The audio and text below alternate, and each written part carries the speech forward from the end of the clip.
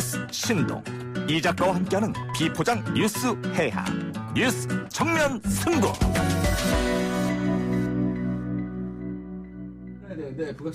네, 3부 이어서 4부 계속 이어나가겠습니다. 자, 가짜뉴스 얘기를 3부에서 했는데요. BBC 코리아에서 나쁜 정보의 확산을 막을 수 있는 방법 7가지.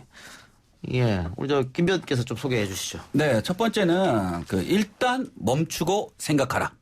그래서 어떤 정보가 들어왔을 때 이것이 맞는지 안 맞는지 바로 이거 맞는 거 아니야? 이렇게 하지 말고 일단 멈추고 생각하라. 그다음에 출처를 확인하라. 이 출처까지 확인하려면 참 일반 국민들이 상당히 좀 똑똑하시고 부지런하셔야 되지 않을까라는 생각을 하고요. 가짜일 수 있을지 의심하라. 일단은 이렇게 코로나19가 세계를 덮고 있는 확산되고 있는 이 시점에서는 좀 더 영리하게 판단하셔라. 그리고 확실하지 않으면 공유하지 말라. 그럼 이거 진짜 아니야? 라고 하면서 SNS에 많이 확산하고 공유하고 하니까요. 사실을 개별적으로 확인하라. 그다음 6번째는 감정적인 게시물을 조심하라. 그다음 7번째는 동의한다고 공유하지 말라입니다. 예. 저는 하나 더 추가하고 싶은데 예. 네. 일단 평소에 예를 들면 페이스북이나 트위터를 하신 분들 중에 그런 친구들 중에 가짜뉴스를 최근까지 또 많이 봐왔잖아요. 그런 뉴스를 상습적으로 올리는 사람의 글은 일단 차단하라. 의심하라.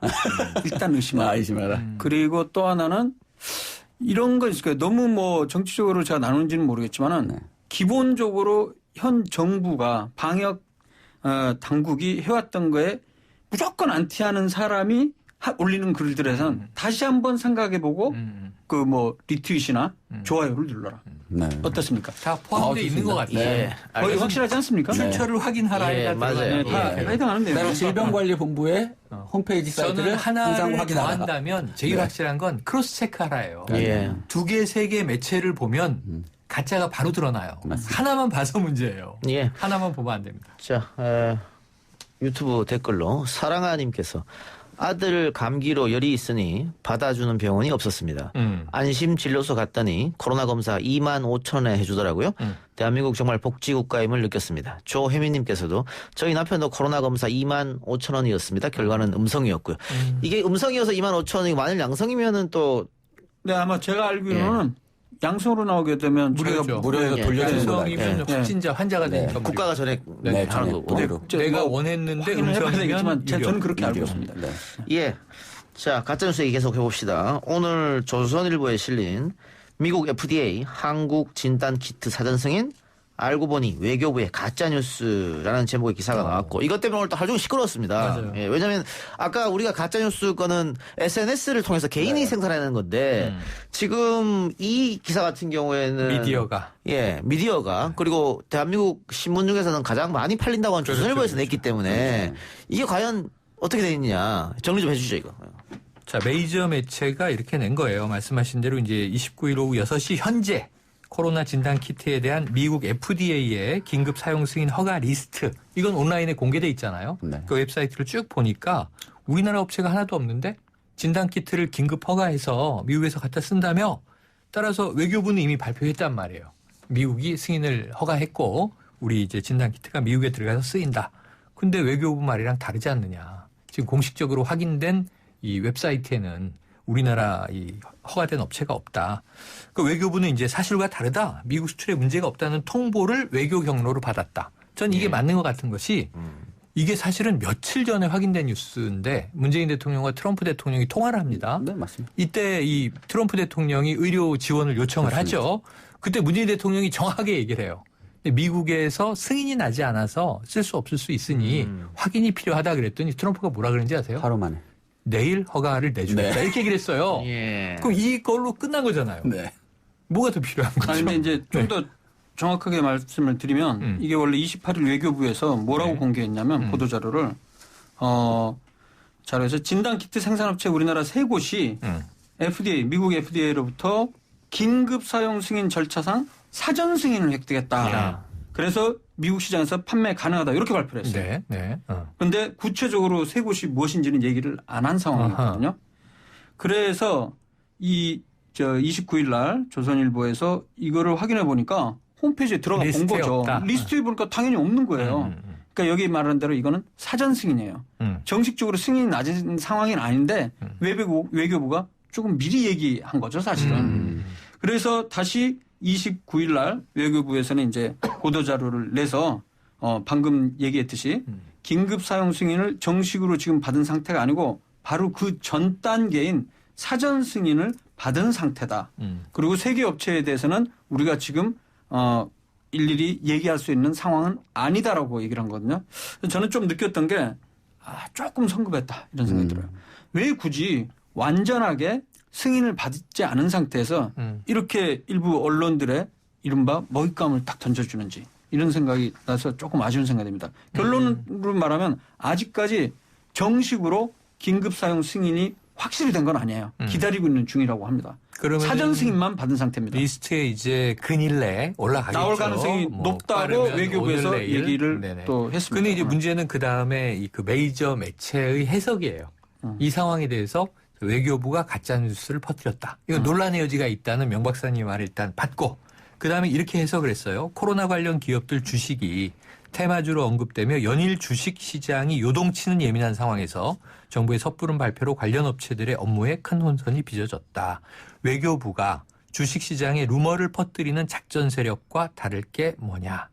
이렇게 이제 비판을 이 한 부분이 거예요. 이제 해석의 네네. 차이인 것 같아요. 가짜 뉴스란 거는 진짜 팩트 자체를 왜곡하는 걸 얘기를 하는데 이거는 가짜 뉴스가 아니고 사전 승인이라고 분명히 얘기를 한 네, 네. 그냥 팩트 자체를 얘기한 거예요. 근데 좀 너무 먼저 미리 얘기했다는 게 또 논란의 예. 여지가 됐던 거죠. 예. 업체 같은 경우에는 외교부로부터 허가받은 업체들이 이미 비상 체제로 들어갔고 이쪽 관계자들은 FDA 받는 게 사실 굉장히 어려운 일인데 맞아요. 굉장히 맞아요. 오래 걸리죠. 예. 네. 오히려 기념비적인 수개월 사건일 이상. 수도 네. 있다 이렇게 얘기하면서 외교부가 지금 27일 날 국내 업체 3곳의 진단키트 제품이 잠정 승인을 받았다고 통보를 받았는데 네. 리스트에만 안 올라간 것이고 네. 그리고 그 워싱턴 타임즈가 28일 날 코로나19 진단키트 생산업체 한국 3곳이 미국에서 제품을 판매할 수 있게 됐다. 이렇게 보도를 했기 때문에 조선일보에서 가짜뉴스라고 외교부가 가짜뉴스라고 한 것은 이것도 또 팩트체크가 조금 부족한 부분이 아니었나. 무리한. 근데 지금 상황에서 이렇게 혼란을 주는 이런 보도들을 과연 했어야 되나 뭐 이런 의심도 좀 들어요. 가짜 뉴스의 발원지는 그러면 트럼프 대통령이다. 내일부터 승인 허가를 내주겠다고 했는데 지금 일주일이 지났잖아요. 트럼프 대통령 왜 승인 허가를 빨리 안 내주시는 거예요? 예. 그런데 그런 절차 같은 거 보면요. 우리나라가 빨리빨리 문화도 있고 우리나라는 네네네. 진짜 빨리 해주잖아요. 그게 이번 방역에는 도움이 된 미국은 거잖아요. 그렇죠. 그런 경험 해보시 많을 거예요. 저도 10년 전에 미국 연수 1년 갔을 때 보면 뭐 하나 서류를 내면요. 정말 세월아 내월아 합니다. 우리나라가 상대적으로 너무 빠른 거라고 저는 봅니다. 그래서 그것 네. 때문에 주토피아라는 애니메이션에 보면 이민국에 도장 찍어주는 관료가 나무늘보로 나오는데 도장 찍는데 몇 시간 걸려요. 도장 찍다 막 자고 그래요. 그게 비판 풍자한 거죠. 네. 미국의 현실을. 미국 유학 가서 가장 생소했던 거는 두 가지입니다. 하나는 3시간, 4시간 기다려도 그들은 컴플레인 하지 않습니다. 컴플레인 하는 사람은 동양인이에요. 제가 보기에. 그다음에 또 하나는 인터넷이 너무 느려. 우리는 클릭하면 바로 넘어가잖아요. 그렇죠. 인터넷이 너무 느리다는 거. 그러나 그들은 불만을 참습니다. 제기하잖아요. 불만을 제기하지 않습니다. 왜 그런 거예요? 왜? 코로나와 관련해서도 마찬가지예요. 이미 그거에 너무 익숙해져 익숙해져 있고 있죠. 예, 교육을 그렇게 받았어요. 기다리는 문화, 인내의 문화. 그렇죠. 자, 일본도 지금 확진자가 연일 늘어나는데 이 와중에 그 일본의 국민 개그맨이라고 할 수 있죠. 시무라 켄 씨가 코로나 때문에 사망했습니다. 사망했어요.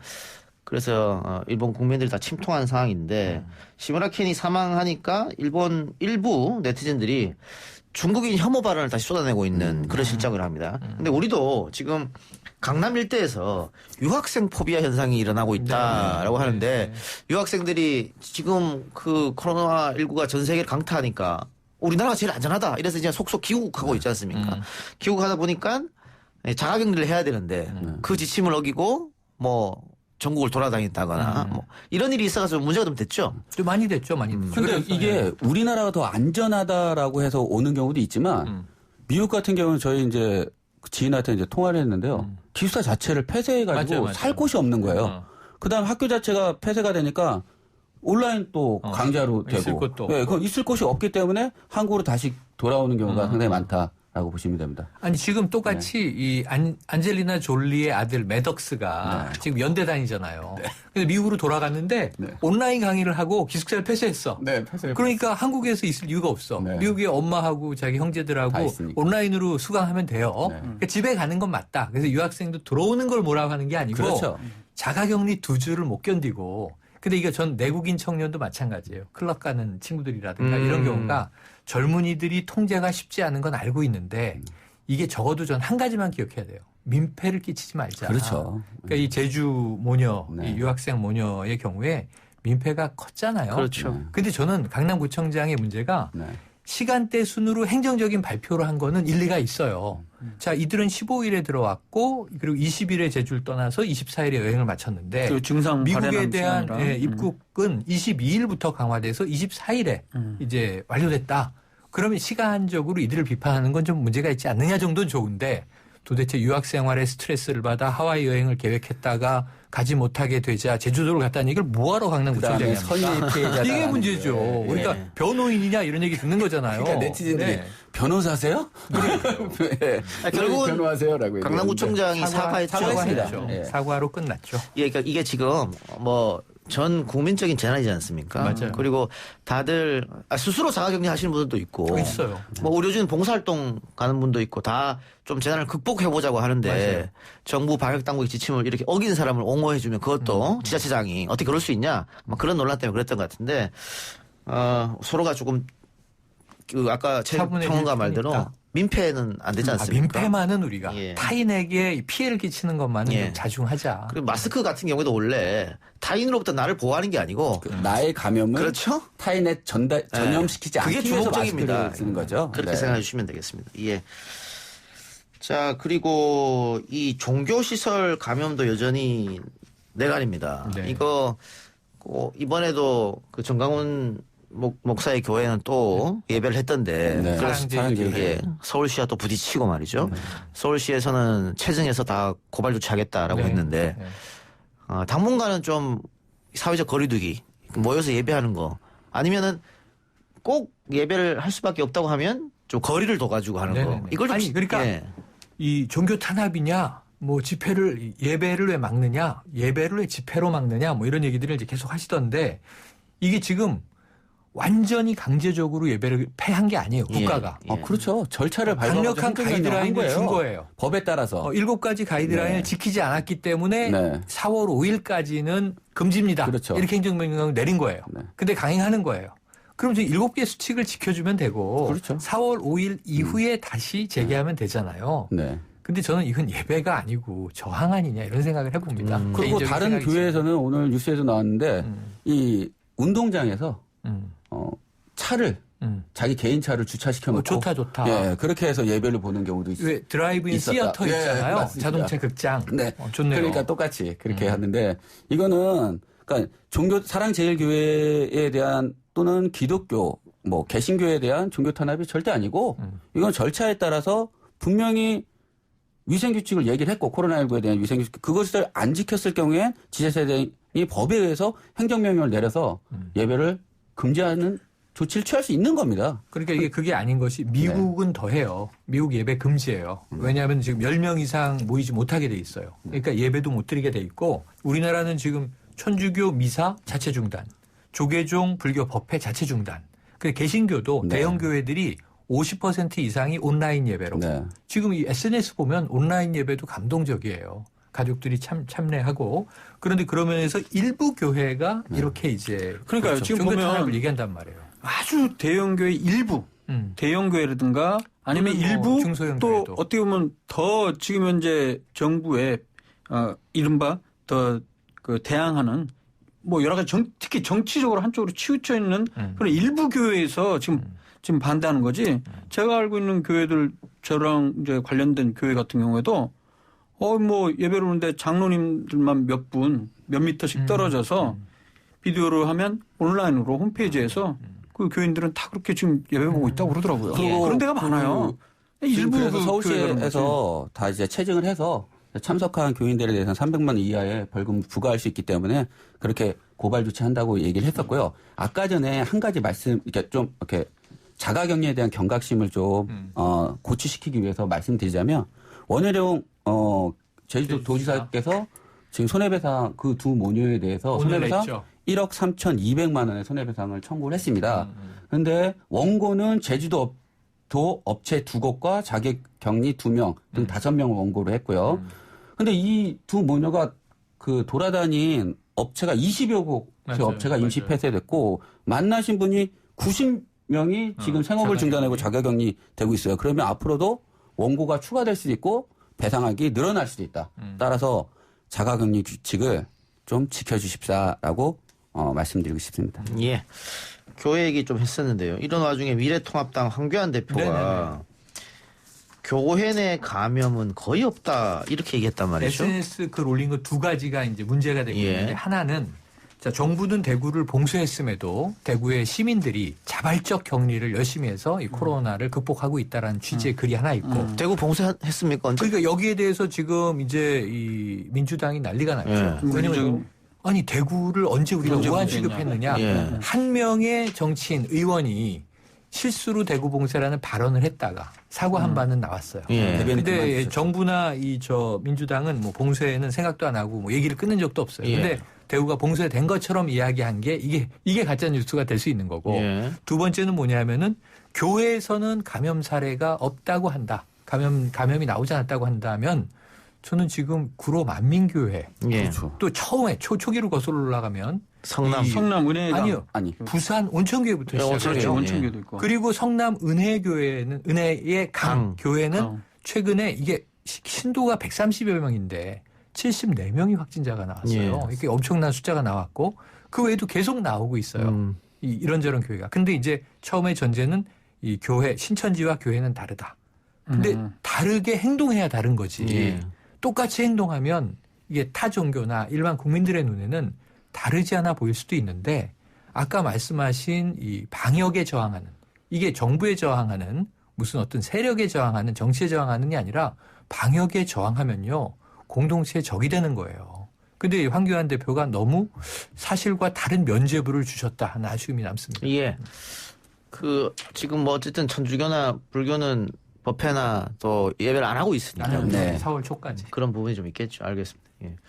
그리고 우리가 전 세계가 지금 대한민국이 방역을 잘하고 코로나19를 대처를 잘한다고 극찬을 쏟아내는 상황인데 외국은 정말 이해하기 힘든 상황이 좀 벌어지고 있어요. 특히 스웨덴 같은 경우에는 포기를 했나 방역을 이런 생각이 들 정도입니다. 뭐냐면 코로나19에 걸릴 만큼 걸리고 나면 자연스럽게 면역을 갖게 된다. 이게 스웨덴 정부 입장이에요. 영국 정부도 그렇지 않나요? 그냥 영국 정부 그랬다가 비난했죠. 우리는 손 못 대겠다 이 얘기 아닙니까 이거는? 그거를 이제 허드 이뮤니티라고 해서 집단 면역 이론이죠. 예를 들어서 한 60% 70% 이상의 국민들이 전부 다 감염되면 안 걸린 사람에게는 이제 더 이상 진행이 안 됩니다. 전파 자체가 안 되니까. 근데 그렇게 되도록 내버린다는 건데 근데 그렇게 된 배경은 당연히 있습니다. 현재 제가 알기로는 스웨덴 같은 경우에는 이탈리아가 원래 인구 1000명당 병상이 3개라고 굉장히 낮았다고 그랬잖아요. 우리나라는 12병상인데. 근데 그거보다 좀 더 낮은 거로 돼 있어요. 스웨덴은 2.8병상인가? 그 정도 될 겁니다. 그런데다가 여러 가지 그 의료적인 그런 시설이나 여러 가지 여력들이 사실 좀 많이 힘든 상황이기 때문에 아마도 그런 대책을 선택하지 않았나 그런 생각이 듭니다. 이게 대책이라고 말할 수 있을까 모르겠어요. 그것도 하나의 대책이죠. 네. 왜냐하면 이게 한 3주 전에 이 워싱턴 포스트에 실렸나 BBC에 실렸나 4개의 모델이 나왔는데 방임형 빨리 감염되고 빨리 떨어져요. 근데 희생자가 제일 많아. 그렇겠죠. 그다음에 중국형 정부가 강력하게 통제해서 봉쇄해. 그러면은 일정 기간 가다가 감염이 떨어져요. 희생자가 적지 않아요. 그리고 이제 세 번째 모델이 적절한 사회적 거리두기. 네 번째 모델이 강력한 사회적 거리두기인데 이 사회적 거리두기는 오래 가요. 오래 지속돼요. 근데 낮게 오래 가고 끝나는데 둘 다 희생자가 작죠. 다 근데 어느 정도 다 장점만 있는 게 아니고 맞아요. 예를 들어서 발생률 자체는 많이 낮출 수 있는데 그게 오래 가게 되면 방금 얘기했듯이 여러 가지 경제적, 사회적 거리두기의 피로도 우리가 겪고 있는 거죠. 그런 것이 있기 때문에 어느 나라에서는 자기 현재 상황에 맞게 예를 들어서 진단 키트가 부족하거나 의료 시설이 부족하고 그러면 억지로 할 수가 없거든요. 그러니까 아예 그런 방법들을 선언하는 경우가 실제로 있었던 거죠. 그래도 북부 유럽, 뭐 스웨덴, 뭐 핀란드, 우리가 노르웨이 알던, 이렇게 하면은 선진국이고 복지국가이며 뭐 의료 시스템이 잘 돼 있는 걸로 알았는데 만약에 스웨덴 같이 이런 정부가 이런 발표를 우리나라에서 만약에 했다면 어떻게 됐을까 이런 상상을 해보면 난리 나죠. 끔찍하네요. 난리 나죠. 끔찍하네요. 그러면 네. 각자 도생하라는 얘기잖아요. 네, 그렇죠, 그렇죠. 그리고 그리고 예를 그래서 들어서- 면역력 키우고 각자 도생한 사람은 살 사람은 살고 죽을 사람은 죽는다, 죽어라는 이거잖아요. 얘기잖아요. 상식적으로 생각해봐요. 대구 맨 처음에 그 끔찍하네요. 봉쇄 때문에 또 네. 이슈가 됐었잖아요. 어느 정도 물리적 봉쇄라는 의미로 받아들였기 때문에. 근데 실제 우한 같은 경우는 완전한 물리적 봉쇄였죠. 그렇죠. 군대가 그리고 웬만한 동원됐죠. 지금 유럽에서는 다 이동 제한하고 맞아요. 진짜 물리적인 봉쇄를 하고 있어요. 맞아요. 심지어 그거랑 비교할 수는 없지만 인도에서는 약간 경찰들이 만약에 바깥에 나오면 어떻게 한다고 그랬죠? 얼차려 주죠. 얼차려. 저도 그 영상 보는데 정말 그건 이해가 할 수 없죠. 민주주의 사회에서. 근데 그럴 정도인 것 비하면 우리나라는 정말 나름대로 민주적으로 하면서 잘 하고 있는데 근데 제가 한 가지 그 부분은 좀 짚고 싶어요. 제가 정리를 해보니까 우리나라가 초반에는 2위, 3위 하면서 우리나라가 굉장히 많았잖아요. 확진자가 많이 지금 현재는 잘 아시는 대로 이제 12위. 12위까지 떨어졌는데 이게 무슨 뭐 순위가 좀 그렇긴 합니다만 계속 떨어질 겁니다. 지금 아래 터키도 바로 우리나라랑 맞아요. 비슷하게 보고요. 그 나머지 유럽 국가들이 계속 올라오고 있는 상황인데요. 근데 이 절대 숫자 말고 그걸 또 우리가 생각을 해봐야 돼요. 인구 100만 명당 몇 명이 발생하냐. 지금 우리가 12위에 있는데 위에 11개 국가 전부 다 해서 100만 명당 발생자 수를 보면 우리나라가 현재 대략 어느 정도 되냐면 100만 명당 187명이 발생을 해요. 네. 그런데 스페인이 1685명 발생했습니다. 100만 인구가 명당. 우리나라보다 약간 많은가 그래요. 네. 6천만 정도 되는 걸로 제가 알고 있는데 그러니까 우리나라의 187명보다 1685명이면 7배 높고 네. 대부분의 나라들이 이렇게 높은 상황입니다. 이런 거에 비하면 우리나라가 집단 발병에도 불구하고 굉장히 조절을 대처하고 있다. 안정적으로 아직까지는 예. 하고 있는 편이다. 그래서 그 신천지 집단 감염이 계속 아쉬움이 남습니다. 아쉬움이 네, 그렇죠. 그러니까요. 알겠습니다. 세 분 말씀을 여기까지 듣겠습니다. 수고하셨습니다. 고맙습니다. 오늘 저희가 준비한 방송 여기까지고요. 저는 내일 이 시간 다시 돌아오겠습니다. 들어주신 여러분 대단히 고맙습니다.